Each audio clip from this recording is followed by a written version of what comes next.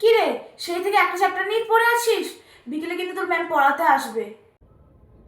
মা, আজ তো বৃহস্পতিবার, আজকেও নাচের ক্লাসে যাব না? কিসের নাচ? সামনে বোর্ড এক্সাম, সবাই পড়ার জন্য পাগল হয়ে যাচ্ছে, তুই এখানে নাচ নাচ করছিস? নাচ করলে তো আমার পড়াশোনায় আরও ভালো মন বসে মা। যাই না মা, তাড়াতাড়ি চলে আসবো। না, রেজাল্ট খারাপ হলে তোমার নাচ কি তোমাকে বাঁচাতে আসবে? পড়ো। এ কি স্নেহা, তোমার অঙ্কে এত ভুল কেন? তোমার মনটা কোথায়?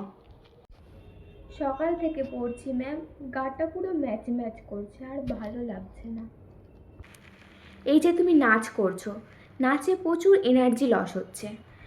9-10 ক্লাসটা প্রচুর সিরিয়াস ক্লাস। আমি ঠিক এই কারণেই তোমার বাবা মাকে তোমার এইসব নাচ বন্ধ রাখতে বলেছি। কেরিয়ার গড়তে গেলে এখন এসব বন্ধ করতে হবে। ম্যাডাম, আপনি আসুন ভেতরে। স্নেহাকে দেখতে আসলাম, ওর শরীর টরীর খারাপ হয়েছে নাকি? ও তো সহজে ডান্স কামাই করার মেয়ে নয়। ও, আপনি স্নেহার ডান্সের ম্যাডাম? আসলে সামনে তো ওর বোর্ড পরীক্ষা, তো সেই কারণে আমি এই নাচটা বন্ধ রেখেছি, বুঝতেই তো পারছেন। হ্যাঁ ম্যাম, আমরাও এটাই ভাবছি। ও এখন 2 বছর নাচটা বন্ধ রাখুক, ও এত প্রেশার নিতে পারছে না। ম্যাম, বাবা মা ভাবছে আমি টায়ার্ড হয়ে যাচ্ছি, কিন্তু আমি পারবো দুটো একসাথে করতে। আপনি তো একজন শিক্ষিকা, আপনিই তো জানবেন যে মস্তিষ্কের রিল্যাক্সেশনটা কতটা জরুরি।